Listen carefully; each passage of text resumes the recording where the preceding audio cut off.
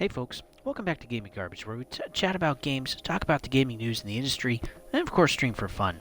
Today we're going to go over gaming news from October 8th to the 14th, and first I gotta share a correction. So I said in one of my previous news, I think it was last week or the week before, that the FTC was going to appeal the decision for Microsoft to be able to buy Activision Blizzard, when in fact that appeal already happened in the summertime, and that was denied in the Ninth Circuit Court. So the judge didn't allow that, so there's nothing else the FTC can technically do. Otherwise, we're in something called double jeopardy, and that's not acceptable. And so, yeah, Microsoft is officially going to be able to buy Activision Blizzard. We should see the official announcement this week as things are finalized. Everything else is worked out. There's approval from everybody.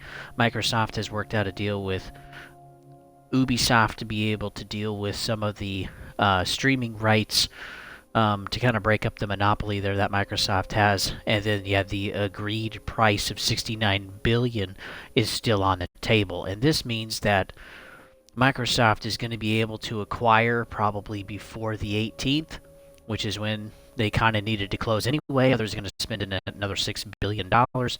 And so this is going to be huge for Microsoft because what this means is they get so many more IPs now from Activision and from Blizzard. And they used to be separate companies. They merged quite a long time ago. Now all of those IPs are now under that umbrella.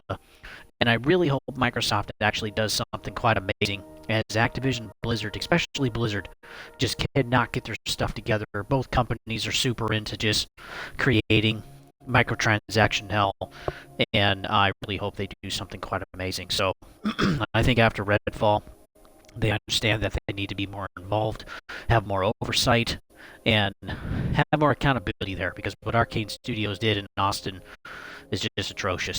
And so yeah, I just wanted to say that correction. I apologize for getting it wrong, but I wanted to make that correction here.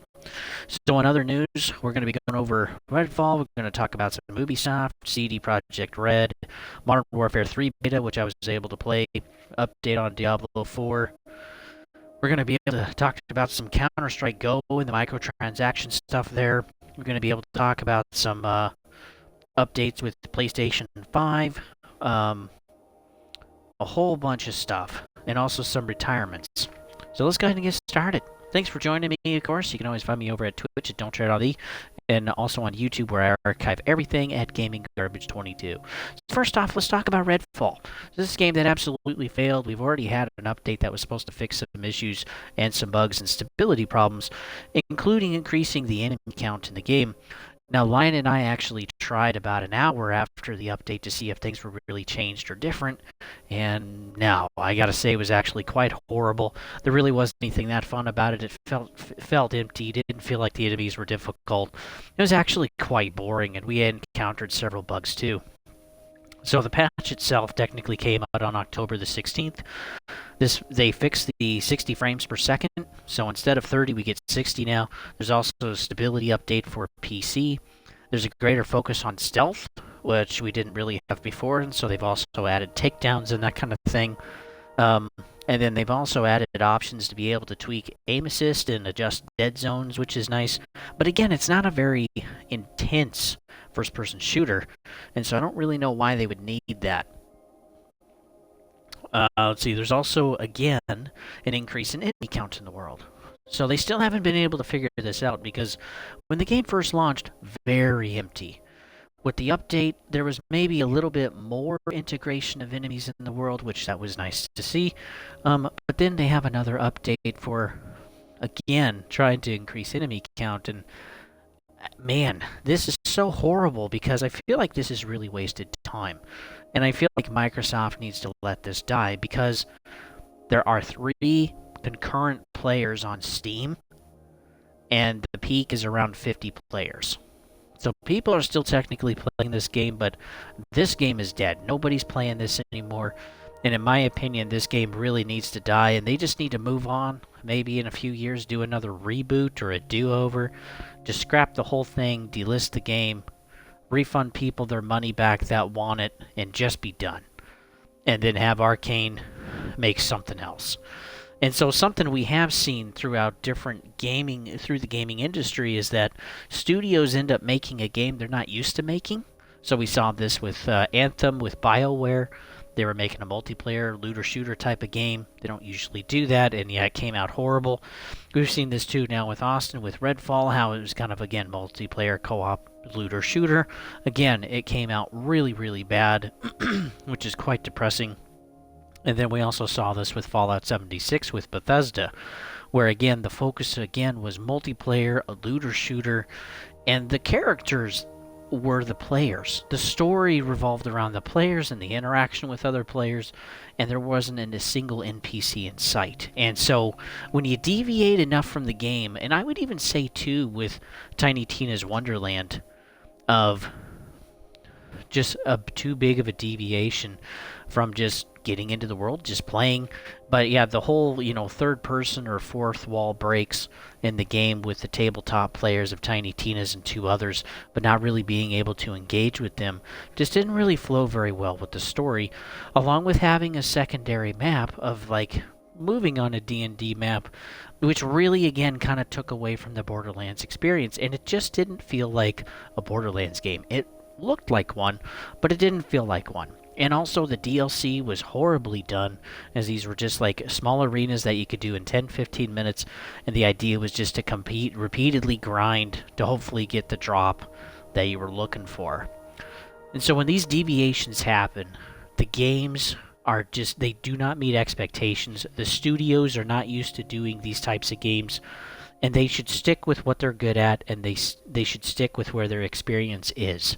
I think if studios are going to change it up a little bit, they should have some assistance, they should have some help, or maybe assist some other team or project instead of actually taking over the entire project themselves. There should be some kind of a lending program maybe, where you lend some of your devs or some of your assistant leads maybe to actually go over to another studio and learn how to make some of these different types of games. Because there's different rules, there's different things you have to think about. There's also different kind of rendering, different designs, because maybe it's a multiplayer instead of a single player game, how to write and weave stories, how to design a looter shooter versus maybe a stealth game, and all of these have different aspects to it, and you got to be able to do them well, otherwise the game's not going to sell. And that's not good for the studio, that's not good for the publisher because there's no money made for those two, and then it's not good for the customer either, because you end up breaking that trust with the studio and the publisher. And we've seen it repeatedly where things have been done out of greed in pushing something out when it's not ready, especially since 2020. And so really hoping that they learn from Redfall and some of the others that I mentioned, because we need to learn from those examples. And we truly need to get away from what studios aren't good at. And again, it's okay to try. I think it's okay to try different stuff. But someone else should head up a different project instead of the whole, studio trying something else they've never done before. So, it's not exactly like riding a bike. It's like learning to drive an automatic and you're going to now drive a manual. And it's not like you can just hop in and drive a manual. You got to be able to actually, learn how to do that. Well, let's see. Next, we got to talk about ChatGPT. So I will talk about a separate, different vid on this. There was something really interesting that I got to engage with and learn about and actually read. But that'll be coming a little bit later. But yeah, in this instance, it's about writing apologies. So Daedalic, who made Gollum, and also Unity have used ChatGPT to be able to write apologies to the community. And that just seems kind of cheesy or cheap. They're using an AI to write something instead of actually a human. And it's kind of like letting someone else give the apology. Or let's say you're in a war and someone else is surrendering the sword instead of the actual commander, right, relinquishing his sword or pistol. And it just feels a little cheap. And honestly, when you screw up, you should totally own it. These companies should own it that they've made some horrible decisions or made horrible games. And they should be able to own up to that by at least writing their own apology with someone in the company, not using some free third-party software to say sorry. It just sounds really cheap. We also found out, too, with Datalic, they only had a $15 million budget. And so, yeah, that really shows like how crappy the game was.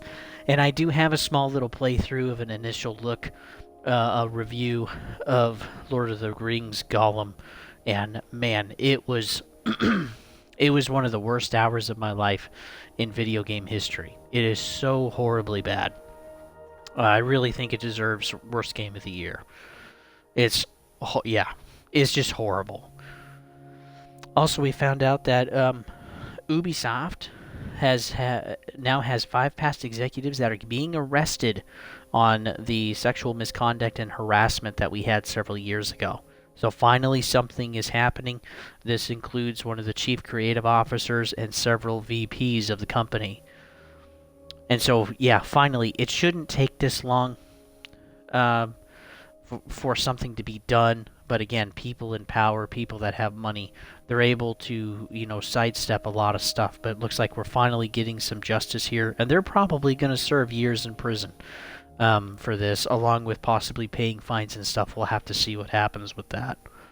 But yeah, finally, it's like there's some accountability of actually having a good working environment.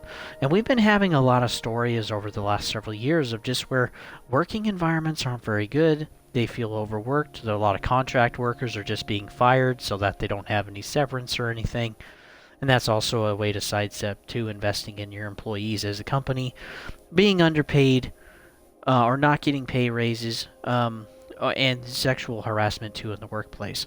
And it's really been pretty incredible to see the amount of garbage that some of these companies have been dealing with, and issues too from top leadership. I mean, this is why Fallout 76 had a problem.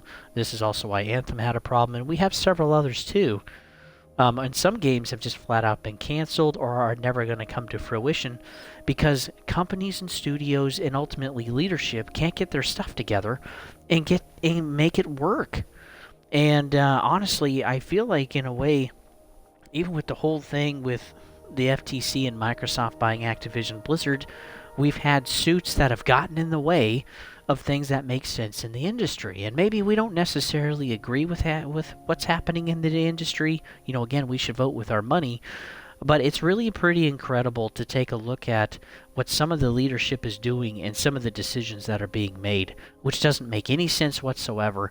And, since we talk about companies, let's also talk about Unity, as, they also made a crazy example and terrible decision of, having installation fees for all of the devs that use Unity, which is crazy. It's like a royalty program.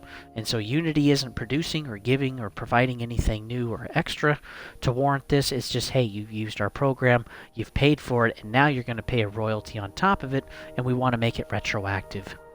Again, whoever in their right mind would think that would be a good idea. So I really want to see some of the suits get removed from some of these companies, especially some of the public ones, and I want them to start caring about the consumer base and why they're a big company in the first place. Because again, folks, we do have a vote, and it's with our money, and maybe one or a few of us don't have a lot of pull, but when tens of thousands or millions of us can actually pull together and say no, that's when the companies are going to change stuff, so don't forget that. Also, let's dig into CD Projekt Red. So they're doing very, very well with Cyberpunk. They released some numbers that so far they've sold 25 million copies at $1.5 billion. Liberty DLC also sold 3 million at launch, which I would expect that to be better. The amount of people that bought Cyberpunk, only about 12% bought the DLC. So I honestly would expect that number to be higher. Project Red also said that they spent $120 million fixing and saving Cyberpunk. With all of the issues, the bugs, the problems that they had, the launch being as it was, and over several years, they spent $120 million to fix their game. That's a pretty hefty price tag. It did seems like they made some of that back. as they created that really good patch, a couple of them, plus the DLC on top of it. Unfortunately, Project CD or CD Projekt Red is on its third round of layoffs. Employees are trying to start a union right now, but that's going to be difficult as basically people are being laid off. This third round is going to lay off another 100 employees in Q1 of 2024. And right now, that's about 10% of what they currently have left. So they're going to lose another 10%, and they're going to be down to 900 employees. And this is crazy, and this isn't just, Project Red. This is multiple other companies, too, and other categories or sectors in the U.S. economy and around the world, is that these companies are not making the amount of money that they did compared to COVID and all of the stimulus money. And yeah, people just aren't spending as much, and so when you have when you don't have as much demand, you got to pull back. And unfortunately, one of the biggest expenses for a company are their employees. Now, most companies, contrary to belief, they don't want to let their employees go right away. Okay, they'll shorten hours, they'll stagnate pay, they'll maybe cut some benefits. But yeah, their last option is to lay off employees. And now that we're seeing repeated layoffs, companies are kind of at their wits' end. And if laying off employees doesn't work, then eventually the company is going to fail, and it's either going to be bought by somebody else or it's just going to be liquidation. So I don't want some of these companies to fail. I think some of them should if they make a bad product, and things should be kind of started over and they should be made examples of. But yeah, I don't want all of these companies to fail. But hey, a recession is a recession. Can't really avoid that. Also, don't forget, this is not like some promotion or anything. I'm just reminding you that Five Nights at Freddy's is going to be this month. It comes out on October 27th. It's rated PG-13, so all of us teenagers can get into it if you're excited for that. And honestly, yeah, my wife and I are going to go do it. We're going to get a babysitter for our kids, and we're going to go watch it when we have time. And yeah, we're going to have fun doing that. So, and I'll let you know how it is. I'll put it in gaming news. Let's see, I'll talk about Modern Warfare 3 Beta in just a minute. Oh, yes. So Sega, we found out, has canceled Hyenas. They've been working on this game. It was basically done, and they've also canceled other titles. But yeah, Sega's just like, nope, we're done. We're going to cancel these games. Let's not worry about it. And this looked like a pretty bad looter shooter, player versus player. But Hyenas cost $100 million. Now, that's pretty cheap compared to some bigger games out there, of course, and the game didn't look amazing, but if your game is already finished, you might as well put it out there and try to get something. And so my thought process is, okay, why would they, cancel their game when it was basically done and the game cost them $100 million? Well, maybe it was for a tax write-off, maybe to help kind of sustain the company through the next coming year, and some of the other titles that they canceled. And again, companies will trim the fat, folks. If they really are not going to be producing the amount of money that they need, they're going to trim the fat. And sometimes that's also projects too, because it still costs money to put it out there, it costs money to market it, etc. But yeah, this is just kind of surprising. So yeah, maybe it's a tax write-off, and maybe they benefit for canceling some of these titles. Also, Diablo 4 is coming to Steam. Isn't that exciting? Which, it's nice to be able to use Battle.net or be able to use Steam and hook up and play with your buddies. But the thing that's crazy is that you have to pay again. So those that have already paid for Diablo 4 on a console or some other service, when it comes to Steam, you got to pay for it again. And who in their right mind is going to pay another $70 for that game? Probably not many. But yeah, you're not able to transfer saves, you're not able to transfer characters, nothing. You basically got to start all the way over, and that sounds horrible. Season 2 right now shows that the difference between paid cosmetics versus non-paid. So we have some inklings of kind of some of their bundles and what the free armor sets look like and the paid armor sets. And of course, we've seen this too in Destiny and other games as well, but like the paid ones look really, really good. They look fun. They're more involved. You can tell they also took more time. They maybe even a higher resolution of fidelity. and then the non-paid ones, they just look like crap. So it's just another thing to try to get you to spend more money and more microtransactions for something that's really worthless in the game anyway, is no one cares what you're wearing, only you care what you're wearing, and everybody else feels the same. So, again, I feel like they learned this from Diablo Immortal. I mean, the game had been out from launch like 7 months, and they made over like $500 billion, which was crazy. Or maybe it's 500 million. Big difference there, but they made a ton of money in a short period of time. And yeah, they've learned what works, and so have other companies, and there are people willing to pay out there, which I think is crazy personally. I'm not really into what I look like. I care about how my performance is on the field. It doesn't give me a confidence boost. It's just spending my money, and it's not really doing anything for me. But yeah, Season 2 is coming out. Also, Diablo 4 already looks like it's pretty much a dead game. Player count has dropped off over 90%. We've also seen, too, that not many people are engaged with it anymore on Twitch for viewers. And I even had one of my buddies that was really into Diablo, and he already doesn't play it. So he's moving on to Modern Warfare 3, and it's like, dude, bro, like, why? Just wait for a sale. And I'll get into Modern Warfare 3 in just a second. Let's keep on going, though. So, talking about microtransactions and the hell that we now have about little bits of content for big bucks, let's talk about Counter-Strike Go. Now, this is a mobile game, and it's the #1 game on the Steam charts right now. And Valve ended up banning and unbanning one of the most high-valued players in Counter-Strike Go. This player had $1.5 million in gun skins, and they had one skin for an AK that was valued at $400,000. Folks, that's the cost of my house. That's crazy. They also had 5 foil stickers at $90,000 apiece, and then they also had other various skins and knives and etc. at a few thousand, all the way up to like 10 or 20K. So, why did they ban them? Well, it looks like it was originally banned for a comment that was made, violated a community guideline, and so they banned him, and this also locked his assets, so they were taken out of the economy in the game.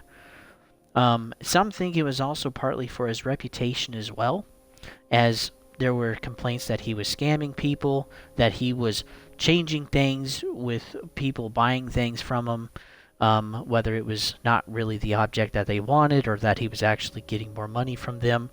And then also there were complaints that he wasn't paying for items that he was getting. He was also like filing claims and stuff. And like greed is horrible, folks. Like it really makes you worthless and makes you a nobody, and nobody wants you anymore. And once you gain and build that reputation, it's basically impossible to get, to save your reputation with those people again.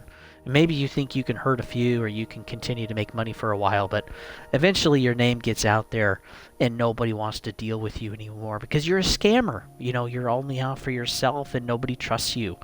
And so let's help the world with that, because his name is Stack. That's ST4CK. Stack. And honestly, yeah, he's got the biggest, $1.5 million account of these skins and stuff that he's got to try to resell. And I really wish him luck, because during recession, people just have less money. And eventually, you run out of buyers. And then that's when the crash happens. We've seen that with NFTs. We've seen that with Bitcoin. We've seen that with other alternative cryptocurrencies. We've seen that in housing markets, stock markets. It repeats over and over and over again. And when you don't have people that are willing to buy, well, you gotta sell for less. We've even seen that with Bored Ape. And man, the crash on some of these, quote, digital assets are just horrible. And we'll see that too with Counter-Strike Go. I have no doubt in my mind. So one thing that was weird is that, with this ban, after a few days, Valve decided to unban Stack. And no reason was given. And my thinking, along with several others, is that the amount of assets that he had that were now taken out of the game because of the type of ban that he had, well, they wanted to keep that going in through, the economy in the game, so they unbanned them so they could unban the assets. Because again, that's potentially $1.5 million that they've taken out of their gaming economy. And then, of course, they want that floating around so more people can buy and sell. And this is crazy. Valve makes $54 million a month. $54 million a month from skins being sold in Counter-Strike Go. Again, these are just skins, folks, and $400,000, $90,000, $10,000, $5,000. It is insane. It is insane. These don't have any value whatsoever. They don't mean anything. They're not doing anything for you. It's not even anything you can technically own or have in your hand. Wow. That is crazy. That is crazy. $54 million a month. See, I hope the guy goes broke with how he's treating people, and I honestly hope Valve does too. People have to understand that this economy of digital assets, it is a scam. It is a scam. And already with the NFTs and all of the stuff from Logan Paul, the crypto game of,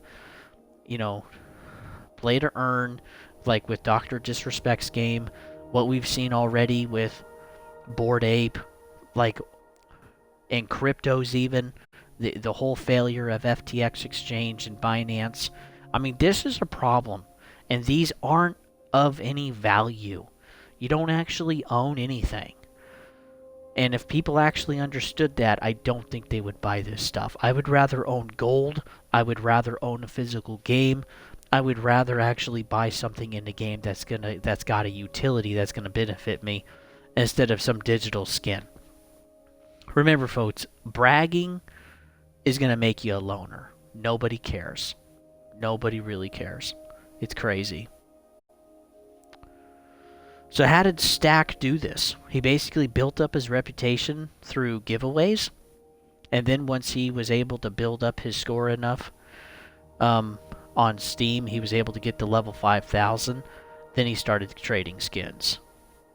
And I worry about this too, because with Counter-Strike Go and NFTs and Bored Ape and even these cryptos, is that they're building stuff for the whales. The idea is you purchase something and then you sell it for more to somebody else. Well, when there isn't anyone else to sell to, you're left there holding the bag, and you have spent so much money to just have everything go worthless. And that's what we've seen in the NFT space. And I applaud it. I'm glad people absolutely lost their socks on that, because again, it doesn't actually have any value. All you're doing is just buying something so that you can hopefully get more money later. And greed is dangerous. I even see this right now with some folks at work, is that they're trading, they're buying sports cards, like rookie cards. They're getting them graded and stuff, and then it's like, oh, the card's worth a few hundred or a few thousand or maybe even $10,000. But they're not doing it because they love sports. They're not doing it because they love the card. They're doing it because they have this idea that there's value in the card. Well, during recession, people don't buy stuff like that. They only buy stuff like that when they have extra money, and there's less people that feel like they have extra money right now, so they're not going to be buying it. And, people are ultimately going to be left holding the bag and seeing it as an investment, when really it was just a foolish errand. So they've asked me a few times if I want to get in, and I'm like, no, I'm good. I got my channel I want to do. I got my family. I got you guys. I got friends too. We just got done hanging with some friends tonight. I got my vehicles I can work on. My vehicles, my house, and other my tools that I got and stuff. I mean, that is valuable. That's real. That's stuff I can possess. That's stuff I can own and sell to somebody else. But yeah, this digital stuff, it's worthless, folks. It's worthless. But yeah, I do worry about this ultimately being for the whales. That games will just be made for people that actually have the majority of the money, and they're not going to worry about peasants like us that just have a little bit or spend maybe $100 or a few hundred a year. They're just going to worry about those that can actually pay the price. And this is what we're seeing too with the further microtransactioning and the further breaking up or compartmentalization of video games. We've seen this in Destiny. We're seeing this in Diablo 4 right now. We're seeing it also in Overwatch 2, Call of Duty. I mean, take your pick of your favorite microtransaction game, as we are just further seeing a breaking up of games. Less game modes, less maps, remastered stuff, more skins to grind for in your digital closet. I mean, come on, folks. Open your eyes to what's going on. And maybe this is a good time, too, to talk about what's going on with Modern Warfare 3. This is a game that is heavily focused on monetization. And it is the most heavily focused Call of Duty we've had so far. So again, they're bringing back Black Cell, which is fine. But what it's doing is it's just adding more grinding to the season pass that you get every month, but you pay more. And then it's also adding more bundles. This is more bundles than they've ever had. They still have all of the Modern Warfare 2 stuff on top of all of the new Modern Warfare 3 bundles you can buy. And then we even have bundles of bundles. So you can buy a bundle where there's multiple bundles in there. Technically, you're going to save a little bit of cash besides buying them all separately. But again, folks, you can only wear one bundle at a time. You know, there's Homelander, there's Nicki Minaj, there's all sorts of other characters. I even saw some people that looked like freaking, like bunny suits. I had to make fun of them a little bit. And again, it's your money. If you want to wear that, that's fine. But again, there's so much focus on buying these bundles, and these aren't really cheap anymore. These are not microtransactions, because these are getting to the point where they're at a minimum of $20. And even in some instances in other games like Diablo, we're at $30, $35 for some of these. Again, these are just skins that you put on your character. You can only wear one at a time, and they don't do anything for you, because then that would be pay to win. And they don't want to destroy the game yet. So, but I do think that's eventually coming too. You also get blueprints with Modern Warfare 3. And I gotta say, I wasn't impressed. I am glad that with the beta that we got to see some focus of some old maps coming back from Modern Warfare 2 original. And I'm glad to see those maps. They're remastered, you know, and they're very much the same. But again, it takes less effort to remaster maps than actually make brand new ones. We're also having the majority of the games in Modern Warfare 3 are going to be games we've already ground before. We've already grinded them to death, gotten all the attachments and leveled them up, because 60% of them are coming from Modern Warfare 2. We've already been playing Modern Warfare 2. We've already ground all of those guns. And so most of the guns we're going to get are going to be in Modern Warfare 3. We are getting about another 42, 43 guns, I think. Roughly 40 to 45. And we'll be able to grind these as well. But again, it's just more stuff to grind for. It's more SMGs, more pistols, and they're mechanically, utility-wise, they're not really any different than what we've already ground out. What we've already leveled up.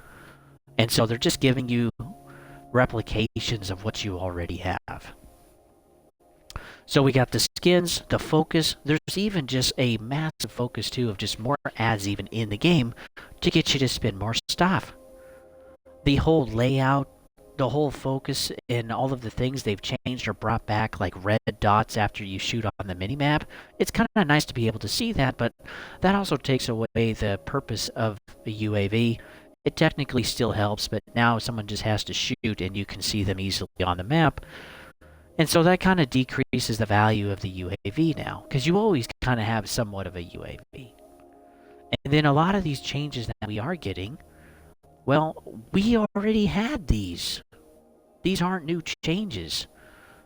We're not getting new game modes. The game modes are basically the same. The beta showed that, yeah, we're basically getting the same game modes. I would love to see Prop Hunt come back. The last time we saw that was in Cold War. I'd love to see that one come back. That's really fun. But again, it's like they're remastering maps. They're porting over most of the guns. Well, let me try again. Most of the guns in Modern Warfare 3 are going to be ported over and we're going to be ground for anyway. They're giving us more and more, you know, packages for us to pay for at $20 to $30. And it's just getting too expensive, folks. And then there's also Black Cell. They're just making the seasons bigger, so there's more things for us to grind for. We're getting a basically remastered or redone or rebooted campaign. But again, we already know what's going to happen. We've already played the other games, and those campaigns are more fun to begin with. Are these newer ones more refined? Yes. But again, Modern Warfare 3, I don't think it's worth buying, folks. And playing the beta, they added a higher time to kill, and it's just kind of trashy, unfortunately. There's some serious issues with the game. Again, they did make some improvements. It's nice having the maps. It's nice that they're not changing hardcore mode at all. It is nice we got kind of a rebooted, remastered campaign. That's nice of them. We don't have to grind for certain guns to unlock other ones like we did in Modern Warfare 2. I appreciate that very much. Once we unlock an attachment, we can use it on any gun we want. So that's nice. But overall, Modern Warfare 3 is not a new game. It's a DLC converted into a premium purchase of a, quote, full game where everything that we're getting, we've either already seen, we already had from the previous game, or it could have been an update for Modern Warfare 2. So yeah, Modern Warfare 3, in my opinion, is not worth $70. It's not even worth $50. I honestly would wait for a sale, because there's still going to be plenty of us playing Modern Warfare 2, because we're seeing the scam for what it is. Let's see, in other news, we got to see that the CEO of Unity is now resigning. He's going to resign in Q4 of 2023. Honestly, he's being used as the scapegoat for the installation fee change that was implemented about a month ago. And honestly, I wonder if the board forced him out, because he said that he didn't plan on retiring in 2023, but here we go. He also personally sold a lot of stock of Unity before the fee announcement, so he knew that it was going to go bad. I wonder if he said, hey folks, this is horrible, this is a bad idea, or I would hope somebody would, but apparently people knew that this wasn't going to be received very well, because it wasn't just him, it was multiple insiders at Unity that decided to still sell quite a bit of Unity stock before the price dropped.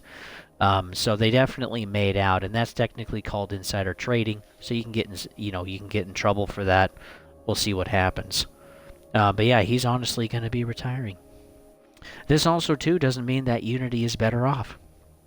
We still have board members. We still have other people that are going to be making decisions. We also still don't know who the CEO is going to be. It could be somebody worse. Just like in my state, we got somebody that's worse as a governor. Oh, heaven help us. I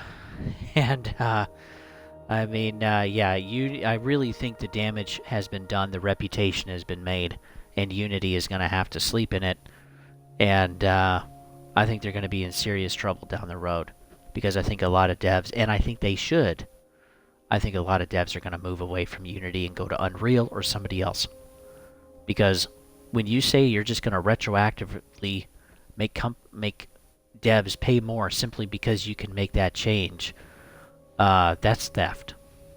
Terms of agreement were made, and they have rolled back a lot of things, but still, the damage is done. There's still installation fees or download fees, and yeah, this just leaves a bad taste in everybody's mouth. So good luck, Unity.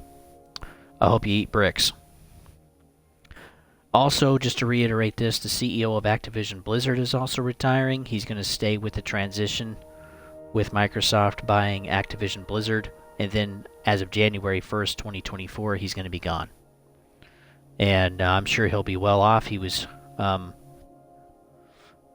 CEO for a little bit, but yeah, hopefully we can get a better CEO in there. And what I'd really like to see is more CEOs that are actually gamers like us, that actually understand we're the reason they exist. We pay the money, and that, we need to be listened to, because I really hope there's enough of us that start saying, no, we're not going to pay for your stuff anymore.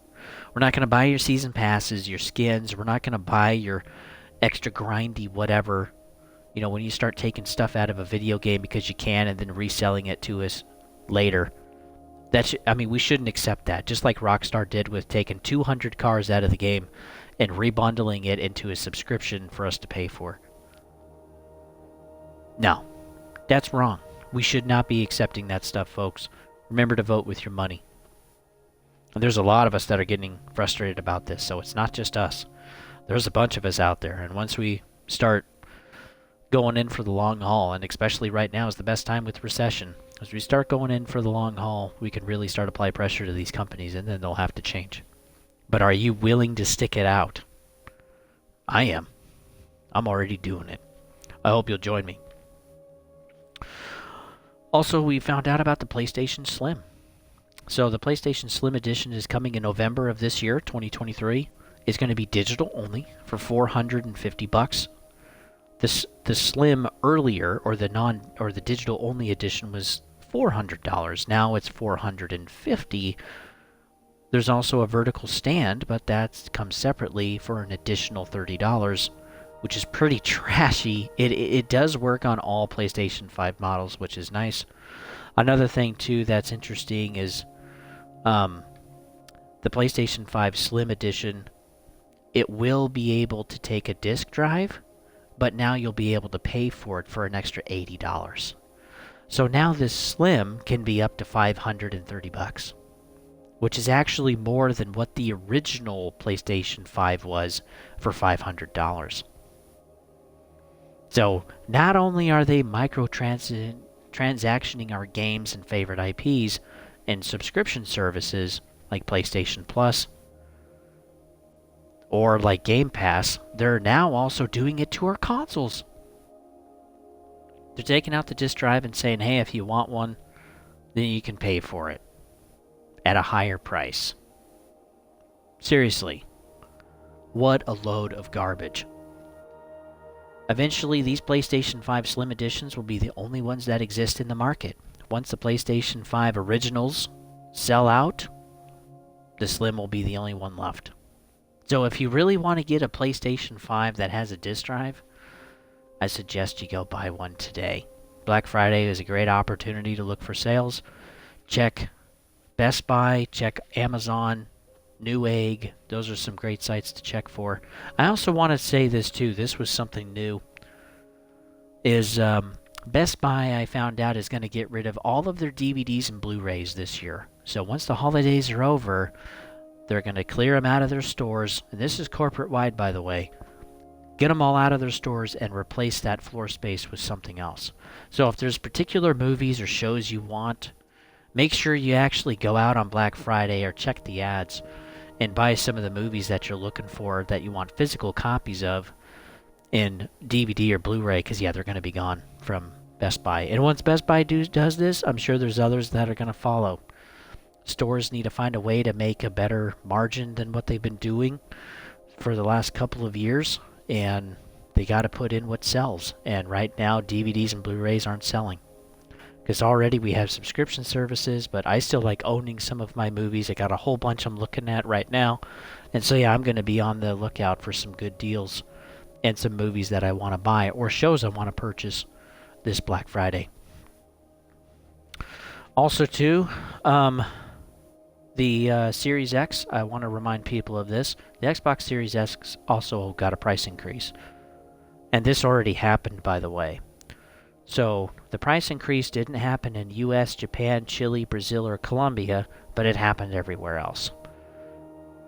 And there's also going to be an Xbox Refresh, which will also be digital only. But you won't have the capability of putting in a disk drive. So both of these realities are coming, where we're going to have digital only consoles. Eventually, I don't even think they're going to have hard drives. It'll just be cloud stuff, which I don't like that at all, because then I don't own my data whatsoever. I don't possess it. And I also got to always stay connected to the internet. And then this is the other thing too, is I think the price point of $500 is just too much for the companies to handle. And so $500 isn't enough to be able to keep the margins up in order for the companies to really make money. Usually at launch they already don't make much anyway, or really any money at all. And so I think we're ultimately going to see price hikes on the next generation of console, and we're probably going to see $550 or $600. So we'll see if that comes true or not, but that's my guess. Because they're increasing the prices, and they're providing less by making sure there is no disk drive. And that's backwards. If we're not going to have a disk drive, it should be cheaper, not more expensive. So anyway, folks, that's all I got for you for today. Thanks for tuning in. Quite a bit of stuff there that I wanted to cover. And yeah, boy, this was kind of a busy week. Of course, you can always find me over at Twitch at Don't Tread on Thee, and you can also always find me over at YouTube at Gaming Garbage 22, where I archive everything. And we're doing everything from, we're going to be going over Lords of the Fallen, Lion and I are. We're going to be taking a break from Ghost Recon Wildlands. Because of that, we're going to get through Lords of the Fallen as quickly as we can. Shepard and I are doing Black Ops 3, and once we're finished with that, we're going to move to the Master Chief Collection and start playing the Halo games. I'm really excited to do those. And then my wife and I, when we can, are still going to be doing It Takes Two, but boy, life is still just crazy dumb busy right now, and our schedules aren't really matching that well. So we're going to get to that when we can. I still got to do Off the Cuff, and then we're still going to be having gaming news. And two, ultimately, I want to welcome the new folks. You know, thanks for tuning into the channel. And if you're enjoying the content, you can like and sub and all that stuff, but also, I want you guys to share the channel with other people that you know that also might like it, because ultimately the success from this channel and the promotion of it isn't going to come from me. It's going to come from you guys. I think word of mouth is the best way to promote a business or to promote a channel or a service or product, and so I'm asking for you guys to be able to do that. Thanks for doing that. Well, folks, I hope you guys are doing well. Excuse me. Get ready for the heftier weather that's definitely coming.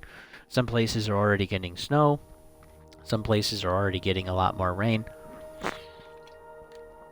So be sure just to watch out for that and stay prepared out there. And I'll see you on the next one.